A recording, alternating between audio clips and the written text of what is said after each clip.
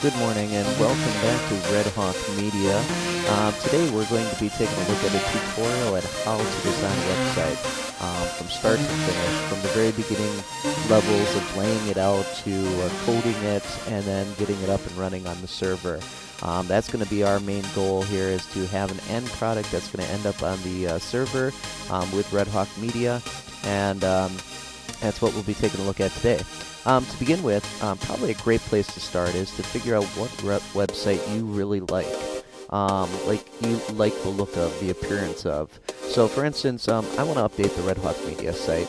This is the current site as is, and I want to kind of change it. It's a little bit dated, some of the formatting is a little bit old, and I also want to kind of make it a little bit more mobile friendly as well. So, I've been looking through a number of websites that I like that kind of fit the same color scheme and I like the layout of. And this is what I found.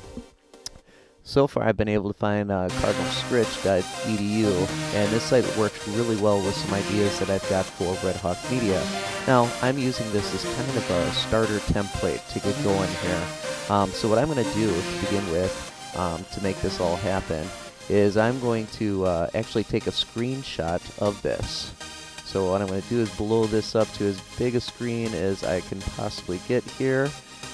Filling the whole screen, and then I'm going to hit Command, Shift, and 4. And what I'm going to do is I'm going to highlight everything that I want to snap a picture of here. So I go ahead and highlight the whole thing. We got the picture being snapped there.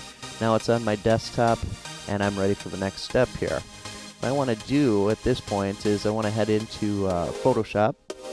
And believe it or not, that's where a majority of the websites are designed these days. It starts there to get everything looking exactly the way you want. And it's long before you get to the coding. I'll let that load up here. And I'm going to start a new document. And the document is going to be very specific to the sizes here. So let's go ahead and go to File and New. And in here, I'm going to go with some standard presets for sizes these days. For the width, I'm going to go with 1920. Now, my website's not actually going to be that wide, but it's going to give me some formatting to work with that will be very similar to a widescreen TV, so that it looks nice on a big display. I'm going to go with 1080, so I've got 1080p going on here, 300 pixels per inch, and I'm going to start off with just a white background here. I'm going to go ahead and click OK. Now, once I'm into my documents here, one of the things I should do is figure out what the width of my website's going to be. And to help you out a little bit, kind of the standard width of websites these days is about 1024 pixels. So I'm going to find my center, and I'm going to snap some lines in here. So if I go up to View, and I go to New Guide, and I go a vertical line, and click OK. I'm going to have this little blue line that's going to pop up over on the side here. I grab my Move tool, and then I grab this line, and I can drag this out. Now, the first thing to find is probably dead center.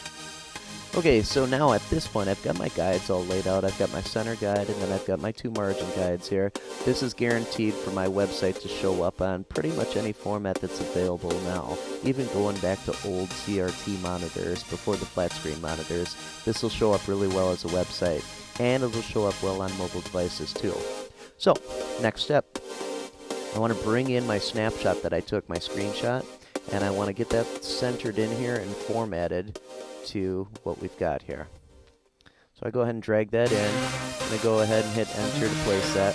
And I'm going to center this as best I can, and I'm imagining that this banner is dead center here in the middle. So I'm going to go ahead and get that in there. If you cannot, if it's dragging and it's kind of like locking two different positions there, use your arrows to go ahead and drag it. Make sure you've got your Move tool selected, and I go ahead and I drag that to where I need to, and that looks about dead center right there.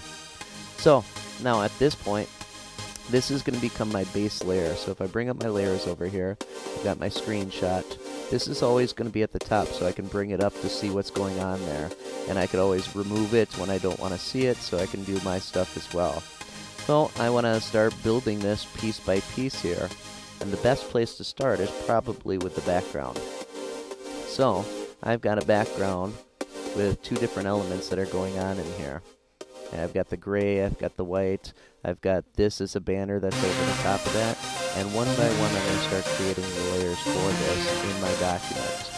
So to begin with, let's go ahead and start with this gray gradient background back here where it gets darker at the edges and it's a little bit lighter on the inside here. I'm going to start laying that out. So I'm going to go ahead and adjust my gradient tool here. And the gradient tool, of course, this is one that almost all websites make use of now. Makes the websites a little bit more interesting. So I'm going to go to my gradient tool here, and I'm going to build the preset for it.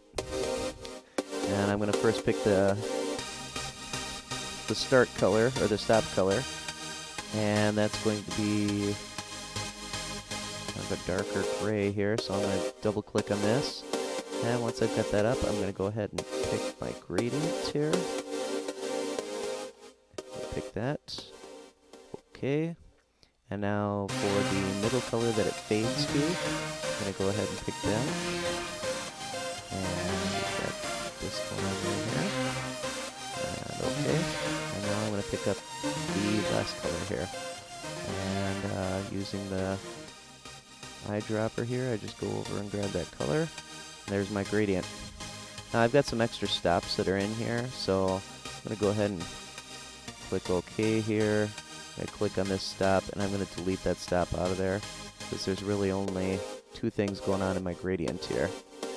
So again, just to double check that I've got that. It's a real gradual gradient here that happens. You can barely see the difference between the two. Okay, so now we've got that set up. Got my gradient all put together. I click OK, and now I'm going to come back to my background layer here, and I'm going to double click this to unlock it. Click OK, and let's go ahead and title this.